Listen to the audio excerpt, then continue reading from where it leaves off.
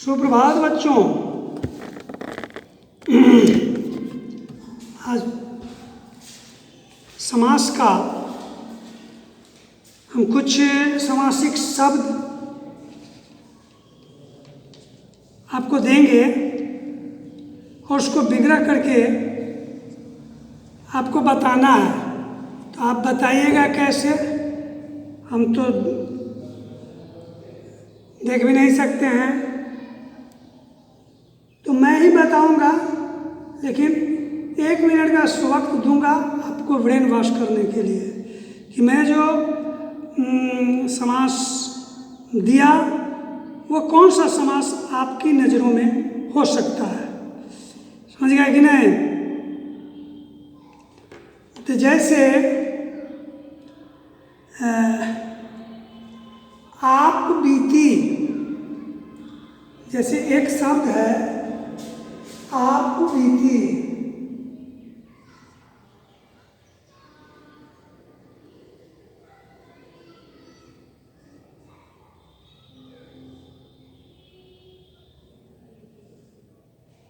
एक शब्द है आप बीती। तो ये कौन सा समास होगा? 1 मिनट का वक्त है, आप सोच करके अपने आप में बताइएगा कि यह कौन सा समास है। आप बीती,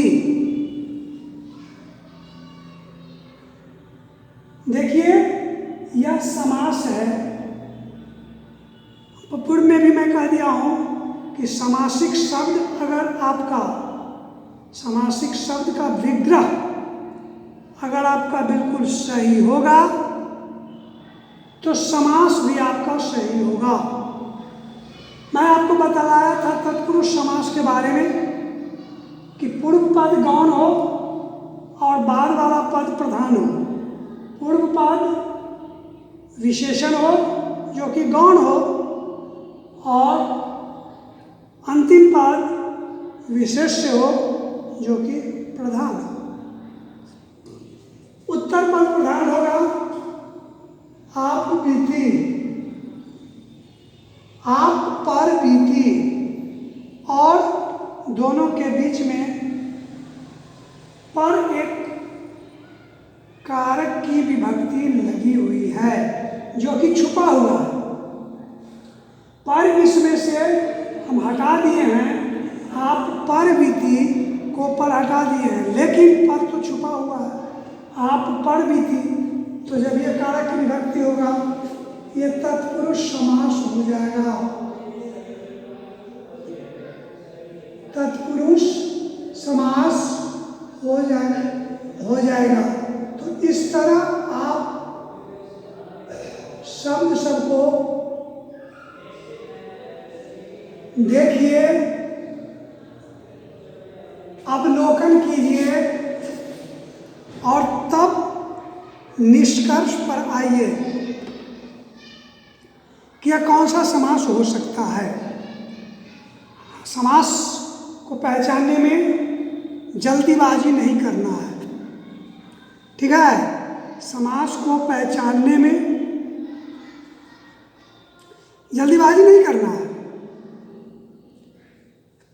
क्योंकि जल्दीबाजी कीजिएगा हो सकता है आपका गलत हो जाएगा। गृह स्वामी एक शब्द है।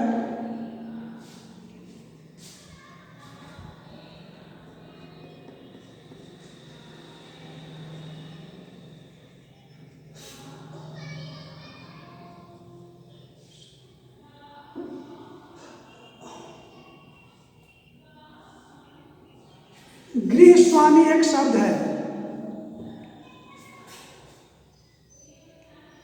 तो गृह स्वामी जो एक शब्द है, ये आपके नजर में कौन सा समास हो सकता है?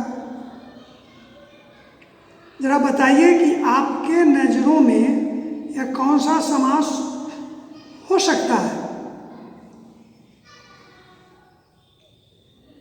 तो गृह का स्वामी मतलब गार्जियन, घर के गार्जियन को गृह स्वामी कहा जाता है। तो स्वामी प्रधान है कहाँ का? गृह का। तो उत्तर पद प्रधान हुआ। इस ख्याल से भी यह तत्पुरुष समास हुआ। और जब इसको विग्रह कीजिएगा तो गृह का स्वामी होगा। तो दो पदों के बीच में कारक की विभक्ति छुपी हुई है। तो गृह से इस स्वामी का संबंध है, संबंध कारक तत्पुरुष होगा। तो ये भी समास तत्पुरुष समास ही होगा। समझ गए? मैं आपको पूर्व में भी बता दिया था कि तत्पुरुष समास के ही उपभेद होते हैं। दो उपभेद हैं, एक कर्मधारय और दूसरा द्विगु। तो इसमें कर्मधारय समास का क्या है? जहाँ पूर्व पद विशेषण और उत्तर पद विशेष्य होता है। पूर्व पद तथा उत्तर पद में उपमेय और उपमान का भी संबंध होता है। उपमेय और उपमान का भी संबंध होता है। तत्पुरुष समास में क्या होता है? उसमें भी यही परिभाषा है कि पूर्व पद विशेषण होता है और उत्तर पद विशेष्य होता है। लेकिन देखिए कितना सूक्ष्म अंतर है कि मैंने आपको बतलाया था कि पूर्व पद विशेषण तो होता है लेकिन वो गौण हो जाता है, निष्क्रिय हो जाता है। और उत्तर पद जो होता है विशेष्य वही प्रधान होता है। लेकिन कर्मधारय में ऐसी कोई बात नहीं है। इसमें भी प्रथम पद विशेषण होता है और उत्तर पद विशेष्य होता है, लेकिन इसके कोई भी पद गौण नहीं होते हैं। दोनों एक दूसरे के साथ सामंजस्य स्थापित करते हैं। तो कर्मधारय समास इससे पहले भी मैं क्लास में पढ़ाया हूँ कि पहला पद विशेषण, दूसरा पद विशेष, पहला पद उपमान, दूसरा पद उपमेय, है ना। पूर्व पद तथा उत्तर पद में उपमान और उपमेय का संबंध होता है। अब जैसे देखिए नीलकंठ,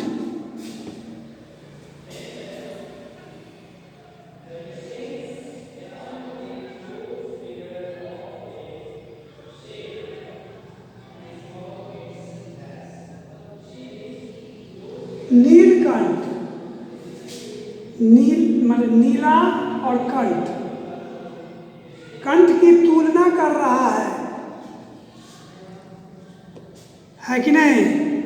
कंठ की क्या विशेषता है कि वह नीला है? नहीं, कंठ की विशेषता है कि वह नीला है। और एक बात जान लीजिए कि यह बहुव्रीहि समास भी हो सकता है। बहुव्रीहि समास इस उद्देश्य से हो सकता है कि नीला है कंठ जिसका, नीला है कंठ जिसका अर्थात महादेव। तो इस हैसियत से यह बहुव्रीहि समास हो गया।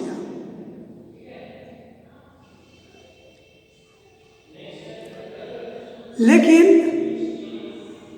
इसका विग्रह जब दूसरे तरह से कीजिएगा, नीला है जो कंठ, तो है जो लग गया तो कर्मधारय हो गया। समझ गया कि नहीं? तो यहाँ पर मेरा मतलब है उत्तर पद विशेष्य है पहला पद विशेषण है। कंठ कैसा है? नीला है। तो नीला है जो कंठ कर्णधार है।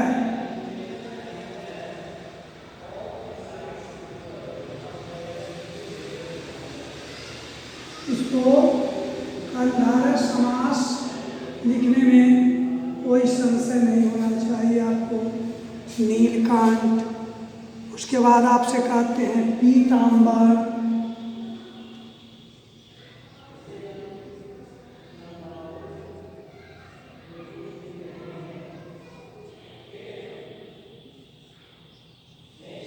पीतांबर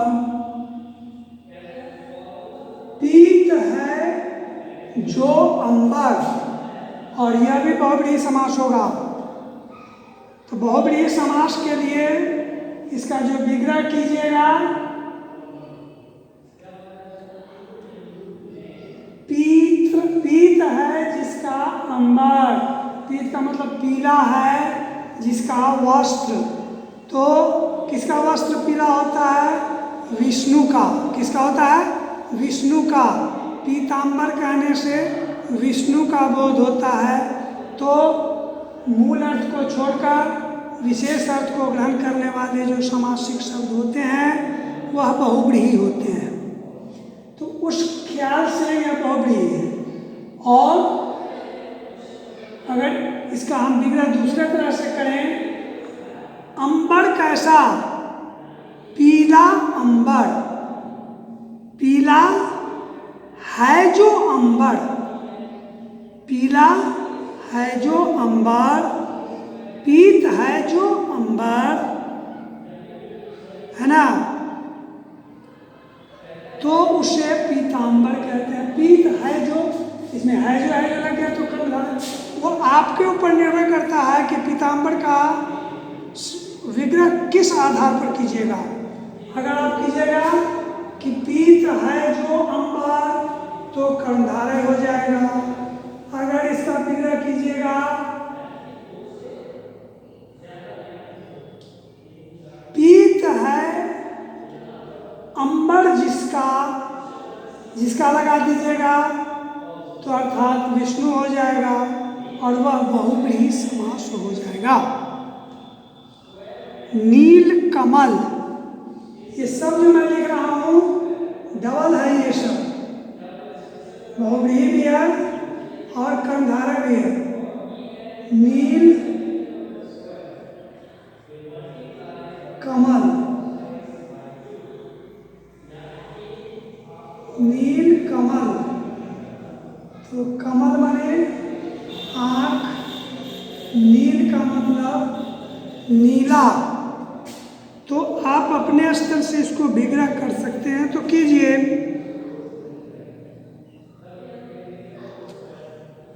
अगर इसका विग्रह कीजिएगा आप, नीला है जो कमल, नील है जो कमल, नील कमल है ना, नीला है जो कमल, तो यहाँ कमल हो गया विशेष। कमल मतलब फूल। यहाँ पर नील कमल में कमल का मतलब कमल का फूल। नीला है जो कमल, तो नीला है जो कमल जब ये हुआ तो ये कर्णधारय हो गया। विशेष से यह है, विशेषण नील है, नीला। लेकिन इसी को जब कीजिएगा, नीला है कमल जिसका, यहाँ पर कमल का मतलब हो जाएगा आँख, है ना? कमल का मतलब आँख हो जाएगा। और किनका आँख नीला था? नील कमल किन्हें कहा जाता है? तो भगवान श्री राम को। तो इस तरह कीजिएगा तो बहुव्रीहि समास हो जाएगा। अब देखिए महादेव,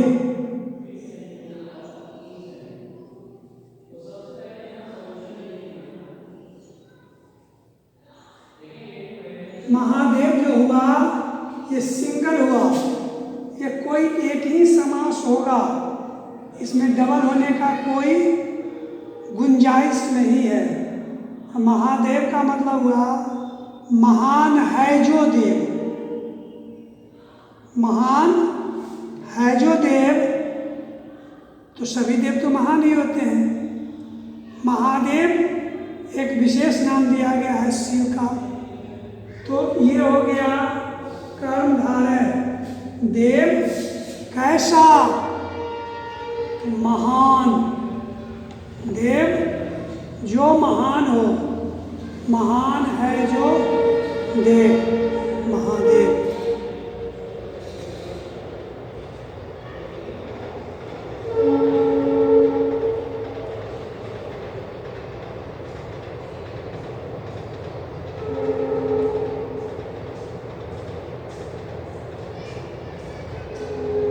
महाविद्यालय, कल भी मैं आपको बतलाया था कि महा, परम और उप, ये मैं एक आपको पहचानने का ट्रिक बतलाता हूँ कि जिसमें पूर्व पद महा हो,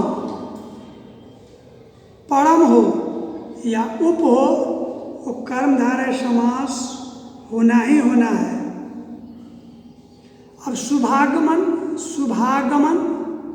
शुभागमन में शुभ धन आगमन, जिसका आना शुभ हो, सुंदर हो, शुभ है जो आगमन, कर्मधारय हो गया। हिंदी में कभी कभी ऐसा होता है कि विशेष से पहले और विशेषण बाद में भी आ जाता है, इसके लिए हड़बड़ाइएगा नहीं। पुरुषोत्तम, यहाँ पुरुषोत्तम जो हुआ, पुरुष हो गया विशेष्य और उत्तम हो गया विशेषण। क्योंकि एक बात हमेशा याद रखिए कि विशेष्य ऑलवेज संज्ञा होता है। विशेष्य की पहचान क्या है, आप पहचान लोगे कि विशेष्य इसमें कौन सा पद है। तो पुरुषोत्तम में पुरुष धान उत्तम, पुरुषोत्तम कर सकते हैं आप कि नहीं, लेकिन पुरुष धान उत्तम जो कीजिएगा तो यहाँ पर आप पुरुष विशेषण नहीं कर दीजिएगा, क्योंकि उत्तम संज्ञा नहीं हुआ, पुरुष संज्ञा है। तो यहाँ क्या है, पुरुषोत्तम में पुरुष जो है वो विशेष्य हो गया, उत्तम विशेषण हो गया। तो कभी कभी ऐसा भी होता है कि पूर्व पद विशेषण नहीं होकर के विशेष्य भी हो जाता है और अंतिम पद विशेष्य नहीं होकर विशेषण भी हो जाता है। जैसे पुरुषोत्तम, पुरुषों में उत्तम, उत्तम क्या है, विशेषण हो गया, और पुरुष क्या है, संज्ञा हो गया। तो संज्ञा जो हो गया वो विशेष्य हो गया। पुरुषों में उत्तम पुरुषोत्तम, तत्पुरुष समास हो गया। ऋषिवर, तो ऋषिवर एक हम अभी आपको बताते हैं। ऋषिवर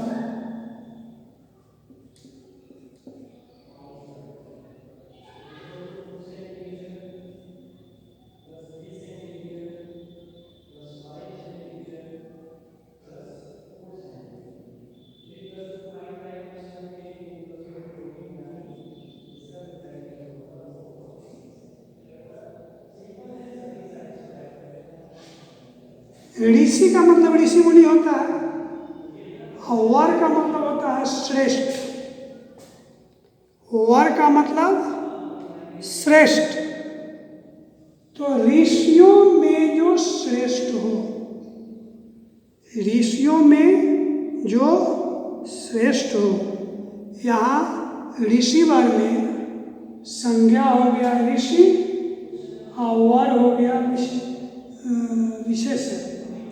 ये हो गया ऋषि हो गया विशेष विशेषण, समझे कि नहीं।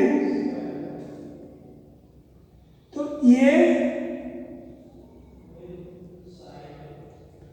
हो गया तत्पुरुष समास, जैसे ऋषियों में या ऋषि में श्रेष्ठ।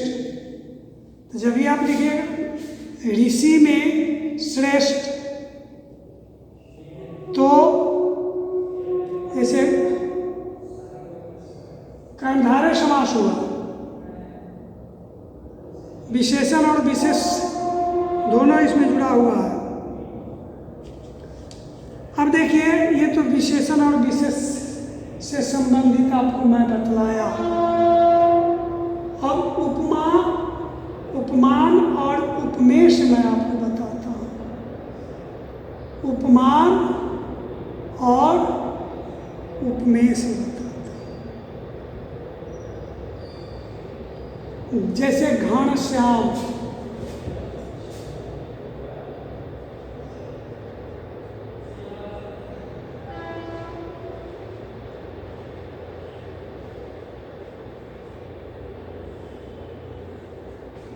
घनश्याम से भी बहुब्री का बोध होता है। घन है जो श्याम अर्थात श्री कृष्ण, लेकिन यहाँ उपमान और उपमेय की तुलना की जा रही है ना। उपमान कौन है? श्याम।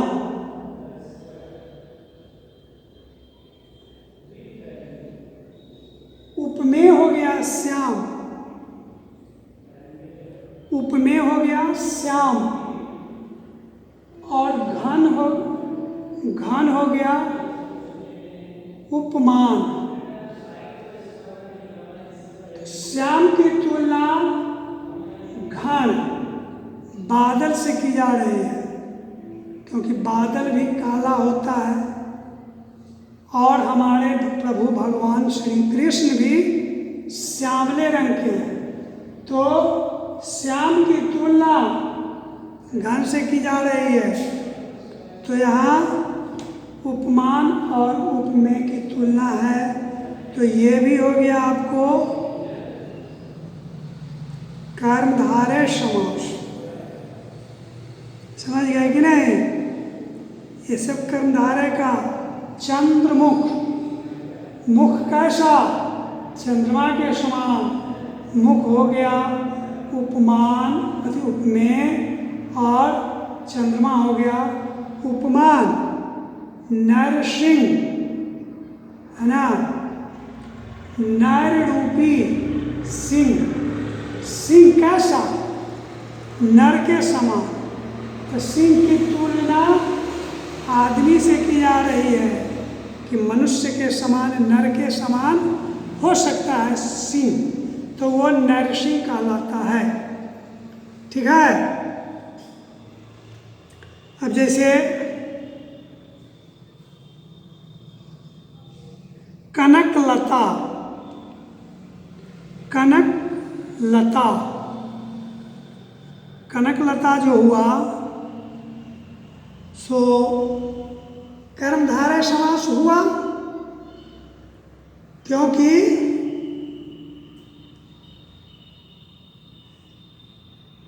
लता कैसा? कनक के समान। कनक माने सोना, स्वर्ण। कनक के समान लता, कनक लता हो गया। ठीक है ना। तो इस प्रकार से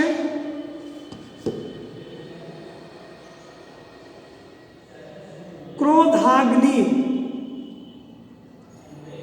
अग्नि, क्रोधाग्नि, क्रोध रूपी अग्नि,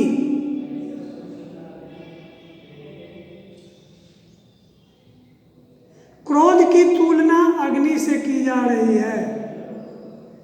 यहाँ भी हो गया क्रोध और अग्नि। तो क्रोध रूपी अग्नि, ये भी हो गया कर्मधारय समास। वचनामृत, अमृत के समान वचन, अमृत के समान वचन। अमृत के समान क्या है? उपमान है। और वचन क्या हो गया? उपमेय हो गया। तो आज की पढ़ाई यहीं पे स्थगित की जाती है। पुनः अगले दिन मिलेंगे, तब तक के लिए धन्यवाद।